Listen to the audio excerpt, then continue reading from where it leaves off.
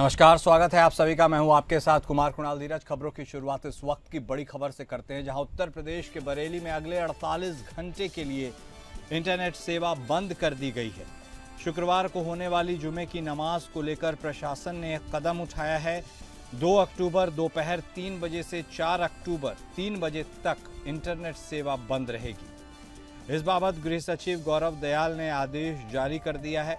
जानकारी के मुताबिक बरेली में बवाल की आशंका के चलते mobile internet, data service, SMS सेवाएं और ब्रॉडबैंड सेवाएं बंद की गई हैं। इसका मकसद अफवाहों को फैलने से रोकना है। बीते जुमे को सोशल मीडिया के जरिए भीड़ जमा की गई थी और फिर हिंसा भड़काई गई थी। इसलिए पुलिस प्रशासन इस बार पहले से ही हाई अलर्ट है। सोशल मीडिया के जरिए अफवाहों और सांप्रदायिक तनाव फैलाने की आशंका के चलते यह फैसला लिया गया है। गृह विभाग के सचिव गौरव दयाल ने अपने आदेश में कहा कि फेसबुक, यूट्यूब और व्हाट्सएप जैसे प्लेटफॉर्म का दुरुपयोग किया जा सकता है, इसलिए शांति व्यवस्था बनाए रखने के लिए जरूरी है। आपको बता दें कि बीते शुक्रवार को जुमे की नमाज के बाद बरेली जिले में बवाल हो गया था, जिसके बाद प्रशासन ने इंटरनेट सेवाएं लगभग 65 घंटे के लिए बंद की थी। जिलेवासियों को भारी परेशानियों का सामना करना पड़ा था। अब एक बार फिर से सुरक्षा कारणों से ऐसा होगा और इस बार 48 घंटे लोगों को बिना इंटरनेट के रहना पड़ेगा। उधर मौलाना तौकीर रजा खान को पनाह देने वाले उसके करीबी फरहत खान के फाइक एन्क्लेव स्थित मकान को बीडीए शुक्रवार को सील करेगा। बीडीए ने बारादरी थाना पुलिस के जरिए बुधवार को नोटिस में मकान के निर्माण को अवैध ठहराते हुए उसे खाली कराने की जिम्मेदारी पुलिस को दी थी। मौलाना तौकीर रजा बवाल के दिन शुक्रवार को फरहत खान के घर पर था। प्रशासन ने फरहत के घर से ही मौलाना को गिरफ्तार किया गया। फरहत और उसका बेटा भी गिरफ्तार किया गया है।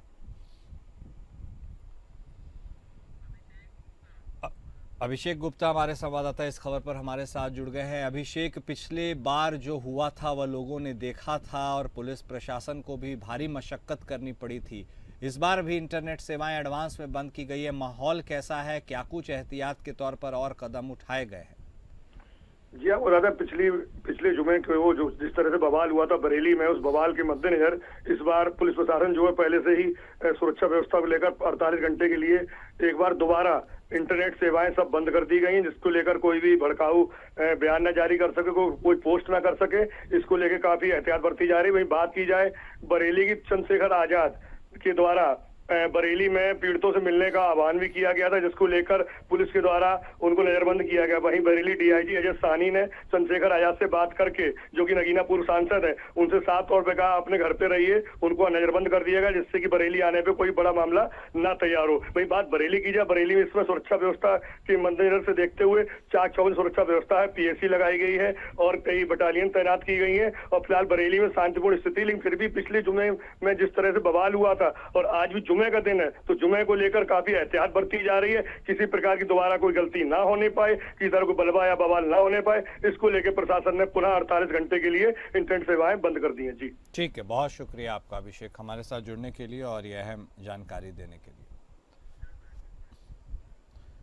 और अगली बड़ी खबर मध्य प्रदेश के खंडवा से, जहां खंडवा जिले में एक बड़ा हादसा हो गया है। नवरात्र उत्सव के बाद मां दुर्गा की प्रतिमा विसर्जन के लिए जा रही ट्रैक्टर ट्रॉली पुलिया पार करते समय तालाब में गिर गई। यह हादसा पंधाना थाना क्षेत्र के जामली गांव में हुआ है।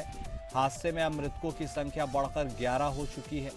सभी शवों को पंधाना सामुदायिक स्वास्थ्य केंद्र लाया गया है। हादसे की जानकारी मिलते ही कलेक्टर और एसपी मौके पर पहुंच गए थे।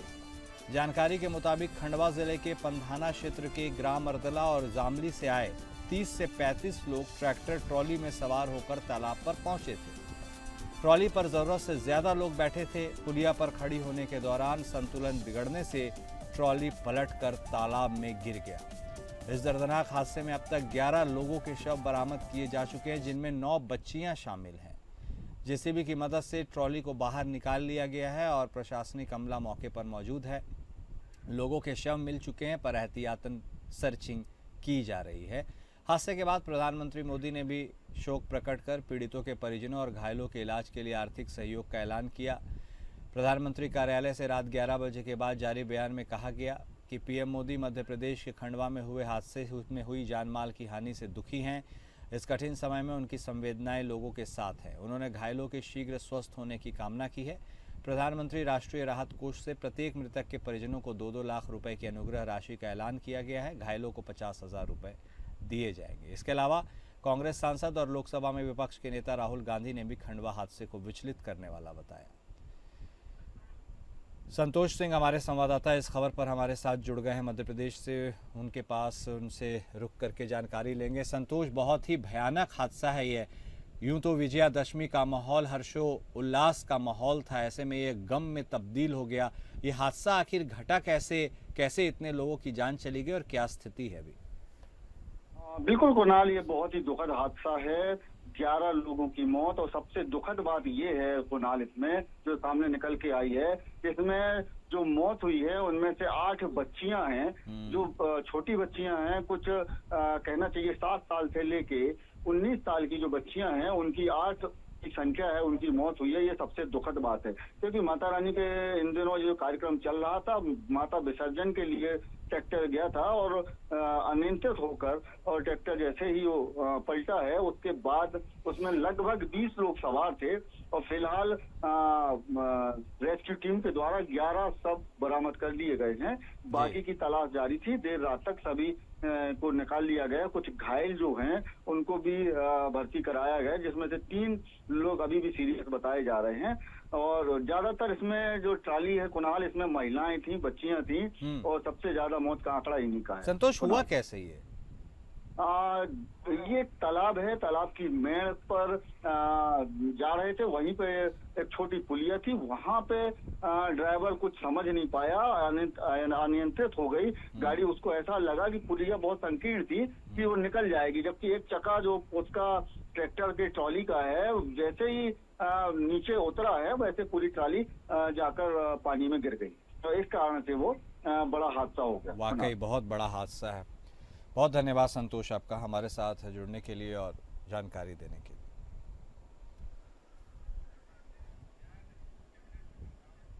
और अगली बड़ी खबर बिहार से आ रही है, जहां नीतीश कैबिनेट की एक अहम बैठक होने वाली है। यह बैठक बिहार विधानसभा चुनाव की आचार संहिता लागू होने से पहले महत्वपूर्ण एजेंडों पर मुहर लगाने के लिए आयोजित हो सकती है। आज दोपहर 3:30 बजे के लगभग नीतीश कैबिनेट की अहम बैठक होगी। अगले हफ्ते बिहार विधानसभा चुनाव का ऐलान होने वाला है। ऐसे में आचार संहिता लागू होने से पहले यह नीतीश कैबिनेट की आखिरी मीटिंग हो सकती है। इस मीटिंग में कई अहम एजेंडों पर मुहर लगने की संभावना है। बैठक से पहले नीतीश कुमार आज सुबह 10:30 बजे मुख्यमंत्री आवास में आयोजित एक कार्यक्रम में मुख्यमंत्री महिला रोजगार योजना की पहली किस्त ट्रांसफर करेंगे। इस दौरान मुख्यमंत्री के साथ दोनों डिप्टी सीएम सम्राट चौधरी और विजय सिन्हा भी रहेंगे। पिछले दिनों पीएम मोदी ने इस योजना की शुरुआत करते हुए पहले फेज में लाभुकों को राशि जारी की थी।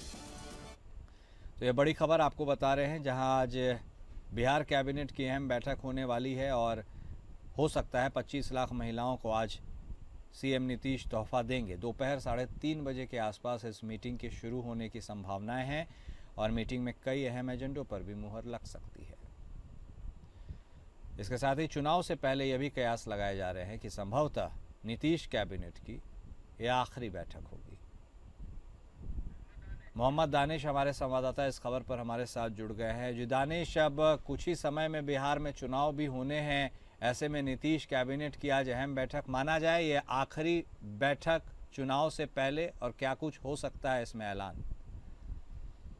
देखिए, बिहार विधानसभा चुनाव को लेकर और आचार संहिता को लेकर जो है कि कुछ ही दिन में जो है आचार संहिता लग जाएगी बिहार में, और साथ ही साथ यह बैठक जो है नीतीश कैबिनेट की, ये माना जा रहा है कि यह अंतिम बड़ी बैठक है।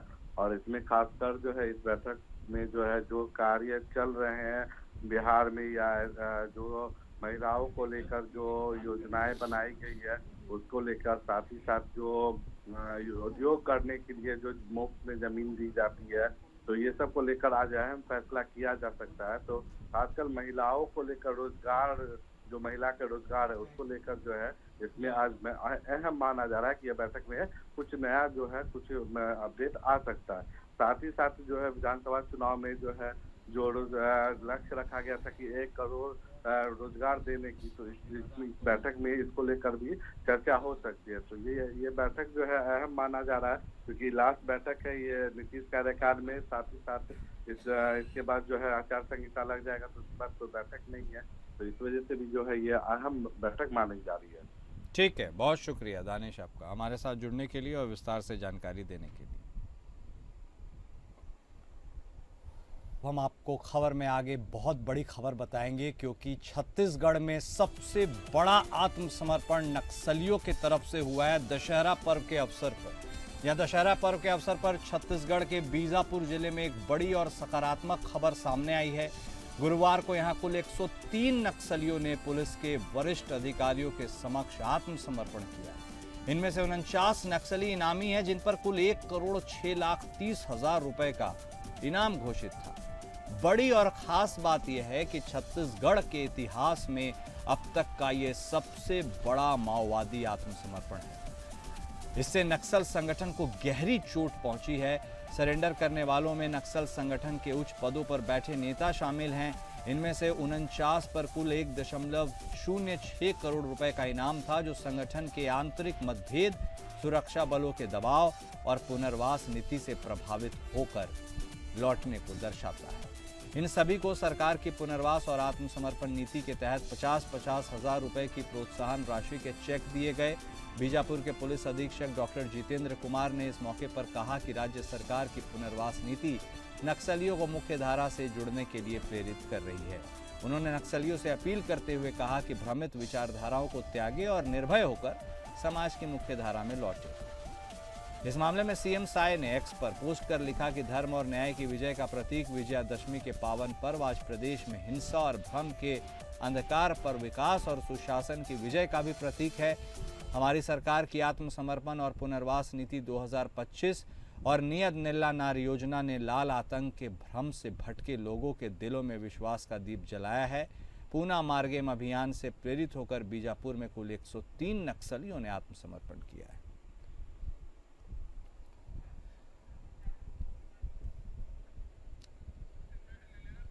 हमारे संवाददाता पीयूष मिश्रा इस खबर पर हमारे साथ जुड़ गए हैं, उनसे बातचीत करेंगे। पीयूष, ये बहुत बड़ी खबर न केवल छत्तीसगढ़ के लिए है बल्कि पूरे देश के लिए है, क्योंकि इतनी बड़ी संख्या में नक्सलियों ने आत्मसमर्पण किया है, वह भी इतने ज्यादा इनाम वाले नक्सली। क्या यह अब दर्शाता है कि 2026 के डेडलाइन के पहले नक्सलियों के सफाया के जो बात कही गई थी वो पूरा हो जाएगा, और पूरा होने की इस कड़ी में ये सबसे बड़ी कड़ी है? बिल्कुल सही बोल रहे हैं आप। और ये जो कल का वाकया है विजयादशमी के पावन पर्व में जो सबसे बड़ा आत्मसमर्पण जो हुआ है नक्सलियों के द्वारा, ये इतिहास में लिखा जाएगा, क्योंकि 25 साल के छत्तीसगढ़ में पहली मर्तबा है कि 100 से ज्यादा नक्सलियों ने आत्मसमर्पण किया है। सबसे बड़ी बात कुणाल जी इसमें यह है कि करीब 49 नक्सली इसमें इनामी थे, और हमने दर्शकों को पहले भी बताया है कि नक्सलियों में अब 2 फाड़ हो गया है। पहले जो नक्सली एक मुख्य धारा में चलते थे, एक विचारधारा के थे, अब विचारधारा परिवर्तित हो गई है। जो एक गुट है वो अब मुख्य धारा पे आना चाहता है, अपने बच्चों की पढ़ाई, अपने विकास, इनके अपने जीवन पर वो केंद्रित रहना चाहता है, वो सरकार के साथ चलना चाहता है। दूसरा धारा भी हिंसा को त्यागने को तैयार नहीं है। उनसे भी लगातार गृह मंत्री ने, जो विजय शर्मा है, उन्होंने अपील की है कि मुख्य धारा में आए, विकास के साथ कंधे से कंधा मिलाकर सरकार के साथ चलें, और हमारी पुनर्वास जो नीति है उसके तहत जो अत्यधिक जो लाभ हो सकता है हम उनको देंगे।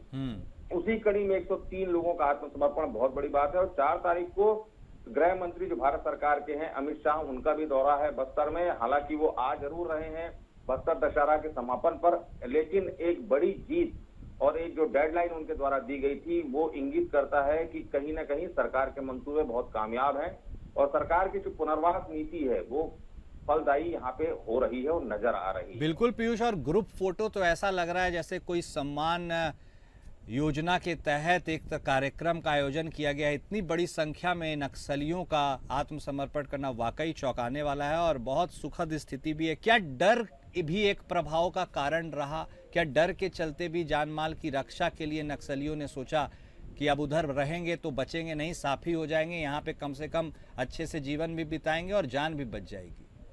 देखिए यहाँ पे दो बातें हैं। हाँ। नक्सलियों में भी बीच में हलचल तो जरूर मची है। जिस प्रकार से सुरक्षा बलों ने उन्हें चारों तरफ से घेरा है, लगातार नक्सलियों को मारा जा रहा है, नक्सली इनकाउंटर हो रहे हैं, नक्सली भी बैकफुट में आ गए हैं, उनका असला जो था वो खत्म हो रहा है, उनका जो राशन पानी है वो उसमें बहुत ज्यादा केंद्रित हो गया है, नियंत्रण कर दिया गया है सरकार के द्वारा। तो अब खाने पीने की भी दिक्कत है। और सबसे बड़ी बात है, परिवार के लिए अब उनकी सोच सकारात्मक हो गई है। बच्चों के प्रति वो सोच रहे हैं कि बच्चों की शिक्षा दीक्षा, उनका स्वास्थ्य, परिवार के लोगों का और खुद स्वयं का, कि वो अगर दूसरी दिशा में रहे, हिंसा नहीं त्यागे तो मौत के में ही जाएंगे। तो वो सबको मद्देनजर रखते हुए ये बड़ा आत्मसमर्पण उन्होंने किया है। बिल्कुल। और नक्सली अब टूट भी रहे हैं। उनकी भावनात्मक रूप से अगर देखा जाए तो अब नक्सली को ना तो वहां के ग्रामीण सपोर्ट कर रहे हैं और ना ही उनका गुट सपोर्ट कर रहा है। तो वो अब एक तरीके से अलग थलग पड़ गए हैं, इसलिए वो सरकार की मुख्य धारा पे आ रहे हैं। सुरक्षा बलों का दबाव भी है और जो पुनर्वास नीति है 2025 जो विष्णुदेव सरकार ने लाई है, उसका भी कहीं ना कहीं फायदा यहाँ पे देखने को ठीक है, वाकई में बहुत बड़ी खबर। और बहुत धन्यवाद पीयूष आपका हमारे साथ जुड़ने के लिए और अहम जानकारी देने के लिए। और अगली बड़ी खबर, छात्राओं के यौन शोषण और करोड़ों की धोखाधड़ी के आरोपी पार्थ सारथी और स्वामी चैतन्यानंद सरस्वती की, जो आज दिल्ली की पटियाला हाउस कोर्ट में उन्हें पेश किया जाएगा।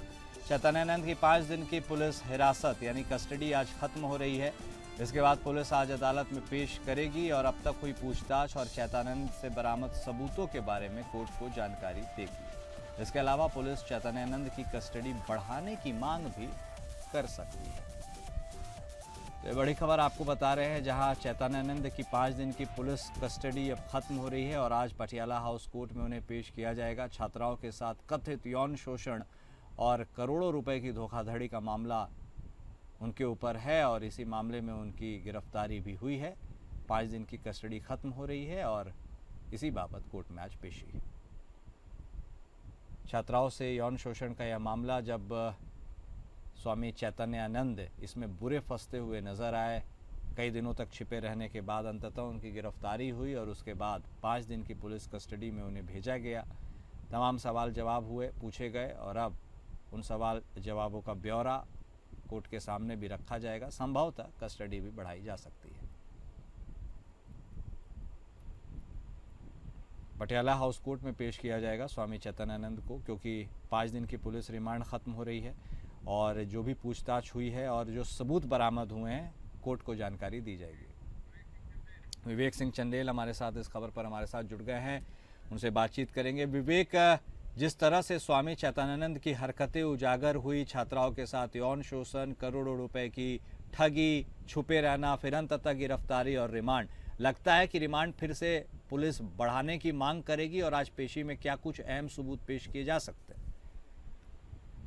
बिल्कुल, क्योंकि 5 दिन की जो इनकी हिरासत, पुलिस हिरासत बढ़ाए जाने की मांग की गई थी, संडे को जब इनको पेश किया गया था चैतन्यानंद को, तो दिल्ली पुलिस की तरफ से ये कहा गया था कि क्योंकि जिन लड़कियों ने इनके ऊपर छेड़खानी का आरोप लगाया और जो पैसे की हेराफेरी का आरोप है, इसकी जांच करने के लिए और लड़कियों से कन्फ्रंट कराने के लिए हमें 5 दिन की हिरासत की जरूरत होगी।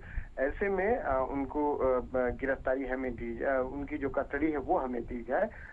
इसके बाद जो पटियाला हाउस कोर्ट थी, उन्होंने 5 दिन की इसकी पुलिस हिरासत बढ़ा दी थी। आज फिर पेश किया जाएगा। हालांकि इस दौरान जो पुलिस की तरफ से चीजें सामने निकल कर आई हैं, उसकी अगर बात करें तो जो चैतन्यानंद है, इनके ऊपर ये लगा कि आर्थिक रूप से जो कमजोर छात्राएं थी, ये उनको टारगेट किया करता था और उनसे ठगी करता था। और जो 16 छात्राओं ने इसके बारे में बताया है कि उसने उनके साथ यौन शोषण किया, उसकी पुष्टि भी हो चुकी है।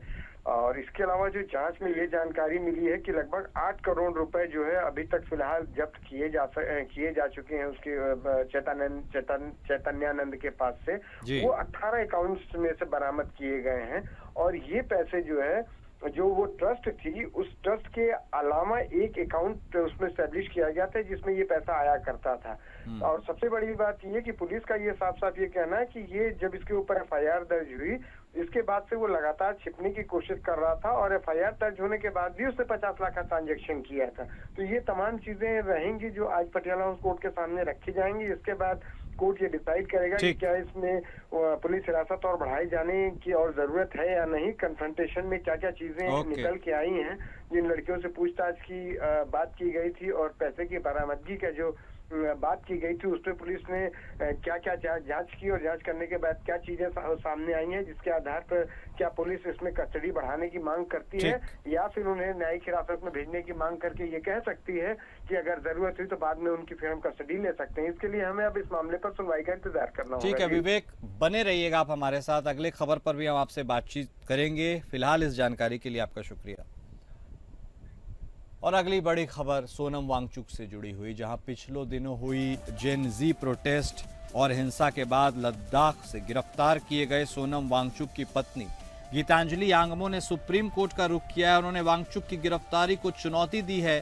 गीतांजलि आंगमो ने उनकी तत्काल रिहाई की मांग की है। ये याचिका वांगचुक पर एनएसए यानी राष्ट्रीय सुरक्षा अधिनियम द्वारा लगाए जाने वाले सवाल पर उठने के लिए दायर की गई है। गीतांजलि ने यह भी कहा है कि उन्हें अब तक हिरासत आदेश की कॉपी नहीं मिली है, जो नियमों का उल्लंघन है। गीतांजलि आंगमो ने वांगचुक पर एनएसए लगाए जाने पर सवाल खड़े किए।